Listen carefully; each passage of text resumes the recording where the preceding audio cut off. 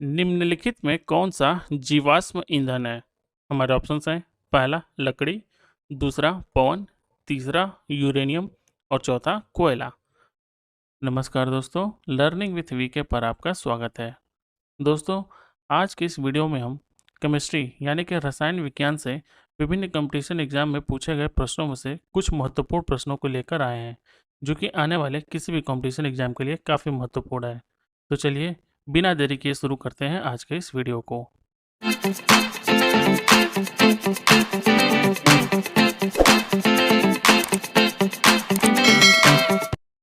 पहला क्वेश्चन है, निम्नलिखित में से कौन सा कार्बन का एक अपरूप नहीं है? हमारे ऑप्शंस हैं पहला हीरा, दूसरा ग्रेफाइट, तीसरा बेंजीन या फिर चौथा फुलरीन। तो जो यहाँ हमारा करेक्ट आंसर होगा वो हो जाएगा option C, benzene. Benzene carbon का अपरूप नहीं है। अब यहाँ पर अपरूप शब्द का प्रयोग हुआ है, तो अपरूप होता क्या है? तो जब एक तत्व दो या दो से अधिक रूपों में पाया जाता है जिनके गुण धर्म एक दूसरे से भिन्न होते हैं, तो उस तत्व के इस गुण को अपरूपता कहते हैं और इनके विभिन्न रूपों को अपरूपण कहते हैं। हीरा, ग्रेफाइट और फुलरीन ये तीनों कार्बन के अपरूप होते हैं, जबकि बेंजीन हाइड्रोकार्बन होता है। बेंजीन का अणु सूत्र C6H6 होता है। अगला क्वेश्चन है, निम्नलिखित में बायोगैस और संपीड़ित प्राकृतिक गैस, संपीड़ित प्राकृतिक गैस को क्या बोलते हैं शॉर्ट में? CNG। क्या बोलते हैं? CNG, जिसका फुल फॉर्म क्या होता है? Compressed natural gas. Compressed natural gas, ये होता है CNG का फुल फॉर्म। तो क्वेश्चन क्या है? बायोगैस और संपीड़ित प्राकृतिक गैस का प्रमुख घटक है। तो हमारे ऑप्शंस हैं पहला मीथेन, दूसरा प्रोपेन, तीसरा ब्यूटेन या फिर चौथा आइसोब्यूटेन। तो जो यहाँ हमारा करेक्ट आंसर होगा वो हो जाएगा ऑप्शन ए, मीथेन। बायोगैस और संपीड़ित प्राकृतिक गैस का प्रमुख घटक मीथेन है। मीथेन एक रंगहीन, गंधहीन और स्वादहीन गैस होती है। यह गैस अधिकतर दलदली क्षेत्रों में पाई जाती है। मीथेन से संबंधित एक बड़ा ही इंपॉर्टेंट क्वेश्चन पूछा जाता है जो अक्सर एग्जाम्स में आता है कि मीथेन को और किस नाम से जानते हैं? तो मीथेन को मार्स गैस के नाम से भी जाना जाता है। मीथेन को मार्स गैस के नाम से भी जाना जाता है। ये बहुत इंपॉर्टेंट है और अक्सर एग्जाम्स में पूछा जाता है, तो आप इसे याद रखिएगा। बायोगैस में मीथेन 50 से 75% तक होती है। बायोगैस में मीथेन 50 से 75% तक होती है। अगला क्वेश्चन है, अम्लराज जिसे एक्वारेजिया भी कहते हैं किसका मिश्रण है? हमारे ऑप्शंस हैं पहला HCl और H2SO4 का, दूसरा HCl और HBr का, तीसरा HCl और HF का या फिर HCl HNO3 का। तो जो ये हमारा करेक्ट आंसर होगा वो हो जाएगा ऑप्शन डी, HCl और HNO3 का।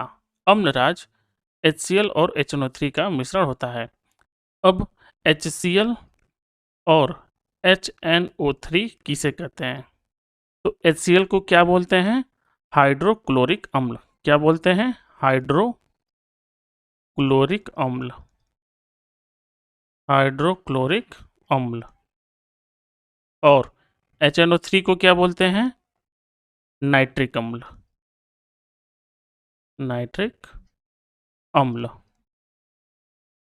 अम्लराज सांद्र नाइट्रिक अम्ल और सांद्र हाइड्रोक्लोरिक अम्ल को एक संबंधी 3 के अनुपात में मिलाकर बनाया जाता है। कहने का मतलब इसका फॉर्मूला क्या हो जाएगा? तो अम्लराज का फॉर्मूला हो जाएगा HNO3 प्लस 3HCl। ये क्या हो जाएगा? अम्लराज का फॉर्मूला। अम्लराज एक प्रबल अम्ल होता है जिसमें सोना, चांदी, प्लेटिनम जैसी कम क्रियाशील धातुएं भी घुल जाती हैं। इसे आभूषणों को साफ करने के लिए प्रयोग किया जाता है। अगला क्वेश्चन है, जर्मन सिल्वर किसकी मिश्र धातु है? हमारे ऑप्शंस हैं पहला तांबा, सिल्वर और जिंक, दूसरा तांबा, जस्ता और निकेल, तीसरा तांबा, टिन और जिंक, चौथा तांबा, जस्ता और जिंक। तो जो हमारा करेक्ट आंसर होगा वो हो जाएगा ऑप्शन बी, तांबा, जस्ता और निकेल। जर्मन सिल्वर तांबा, जस्ता और निकेल की मिश्र धातु होती है, जिसमें तांबा लगभग 50%, जस्ता लगभग 35% और निकेल लगभग 15% का उपयोग किया जाता है। जर्मन सिल्वर का उपयोग बर्तन बनाने में किया जाता है। अगला क्वेश्चन है, ब्लीचिंग पाउडर का इस्तेमाल पीने वाले पानी में किसके रूप में किया जाता है? हमारे ऑप्शंस हैं, पहला एंटीबायोटिक, दूसरा एंटीसेप्टिक, तीसरा कीटाणुनाशक, चौथा स्कंदन। तो जो हमारा करेक्ट आंसर होगा वो हो जाएगा ऑप्शन सी, कीटाणुनाशक।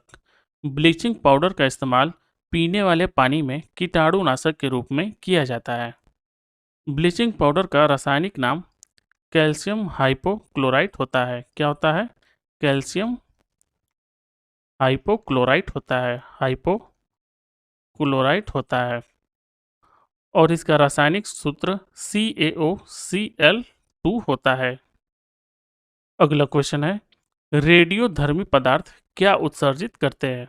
हमारे ऑप्शंस हैं, पहला रेडियो तरंगे, दूसरा इंफ्रारेड तरंगे, तीसरा अल्ट्रावायलेट तरंगे या चौथा अल्फा, बीटा और गामा किरणें। तो जो हमारा करेक्ट आंसर होगा वो होगा ऑप्शन डी, अल्फा, बीटा और गामा किरणें। रेडियो एक्टिव पदार्थ के परमाणुओं से अल्फा, बीटा और गामा किरणों का उत्सर्जन होता है।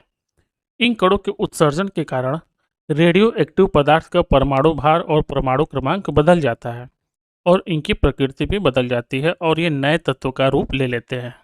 अगर हम उदाहरण की बात करें तो जब यूरेनियम के परमाणु से एक अल्फा कण निकलता है तो वह थोरियम के परमाणु में बदल जाता है और एक बीटा कण निकलने पर थोरियम परमाणु प्रोटेक्टेनियम परमाणु में बदल जाता है। अगला क्वेश्चन है, एक नाभिकीय संयंत्र में एक मंदक का कार्य है। क्या है? हमारे ऑप्शंस हैं, पहला न्यूट्रॉन उत्पन्न करना, दूसरा न्यूट्रॉन की गति बढ़ाना, तीसरा न्यूट्रॉन की गति कम करना और चौथा न्यूट्रॉन को रोक देना। तो जो यहाँ हमारा करेक्ट आंसर होगा वो हो जाएगा ऑप्शन सी, न्यूट्रॉन की गति को कम करना। एक नाभिकीय संयंत्र में एक मंदक का कार्य न्यूट्रॉन की गति को कम करना होता है।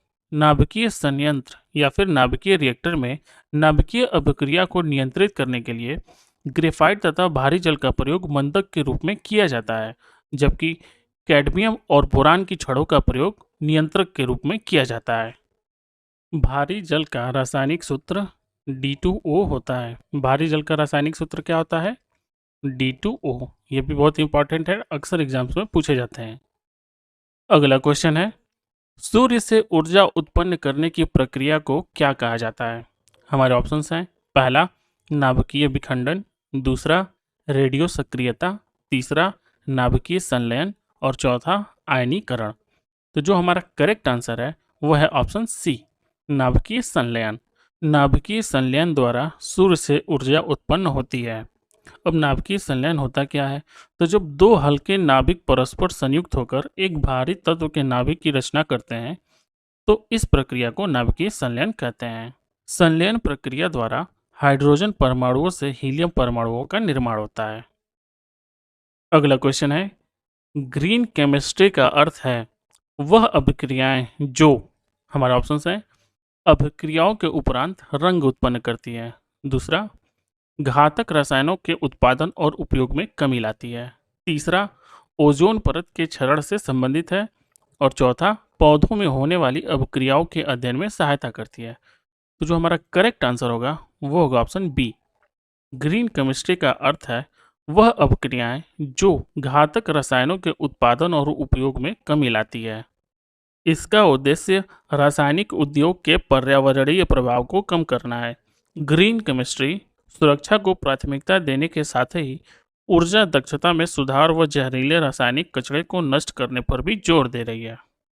अगला क्वेश्चन है, निम्नलिखित में कौन सा जीवाश्म ईंधन है? हमारे ऑप्शंस हैं, पहला लकड़ी, दूसरा पवन, तीसरा यूरेनियम और चौथा कोयला।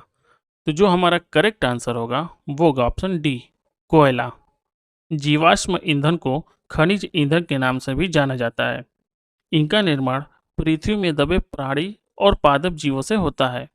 कोयला और पेट्रोलियम जीवाश्म ईंधन के उदाहरण हैं।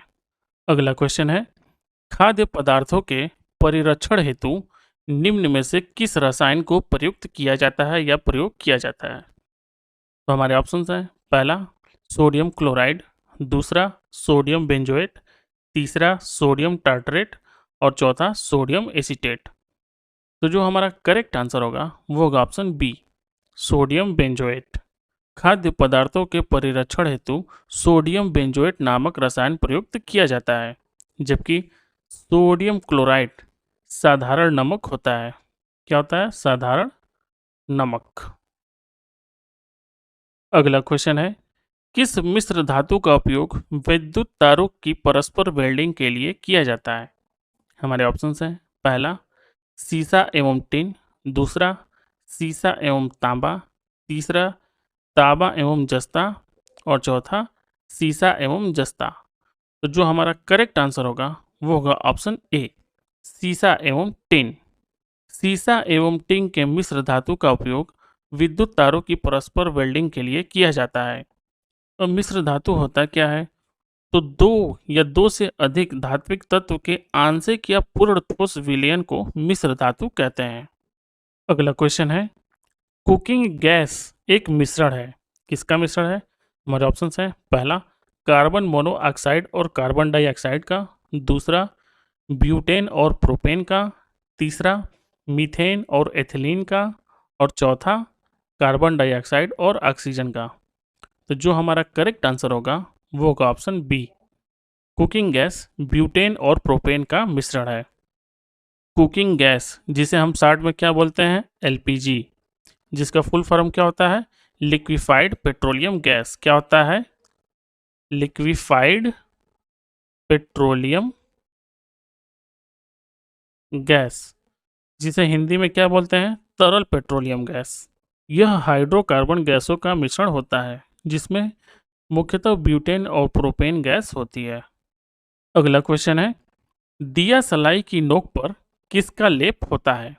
हमारे ऑप्शंस हैं, पहला फास्फोरस पेंटॉक्साइड, दूसरा सफ़ेद फास्फोरस, तीसरा लाल फास्फोरस और चौथा फास्फोरस ट्राइक्लोराइड। तो जो हमारा करेक्ट आंसर होगा वो होगा ऑप्शन सी, लाल फास्फोरस। दिया सलाई की नोक पर लाल फास्फोरस का लेप होता है क्योंकि लाल फास्फोरस सफ़ेद फास्फोरस से कम अभिक्रियाशील होता है, जिससे यह वायु के संपर्क में आने पर जलता नहीं है बल्कि रगड़ने पर आग पकड़ता है। इसीलिए इसका प्रयोग दिया सलाई उद्योग में किया जाता है। अगला क्वेश्चन है, निम्नलिखित में से कौन पीतल के अवयव हैं? हमारे ऑप्शंस हैं, पहला लौह और जस्ता, दूसरा तांबा और निकेल, तीसरा जस्ता और तांबा और चौथा लौह और तांबा। तो दोस्तों यह प्रश्न आप लोगों के लिए है। इस प्रश्न का सही जवाब आप कमेंट बॉक्स में दीजिए। तो ये थे रसायन विज्ञान से विभिन्न कंपटीशन एग्जाम में पूछे गए प्रश्नों में से कुछ महत्वपूर्ण प्रश्न, जो कि आने वाले एग्जाम्स के लिए भी काफ़ी महत्वपूर्ण है। तो आप इन सभी प्रश्नों को याद रखिए, तैयार रखिए। आई होप कि ये सभी क्वेश्चन आपके आने वाले एग्जाम्स में आपकी मदद करेंगे। दोस्तों अगर आपको मेरा वीडियो पसंद आता है तो वीडियो को लाइक कीजिए और ज़्यादा से ज़्यादा शेयर कीजिए। अगर आप इस वीडियो को यूट्यूब पर देख रहे हैं तो चैनल को सब्सक्राइब कीजिए और साथ ही बेल आइकन को प्रेस कर दीजिए ताकि हमारे नए वीडियो के अपडेट्स आप तक पहुंचते रहें। अगर इस वीडियो को आप फेसबुक या इंस्टाग्राम पर देख रहे हैं तो पेज या और अकाउंट को फॉलो कीजिए, लिंक डिस्क्रिप्शन में है। वीडियो देखने के लिए धन्यवाद।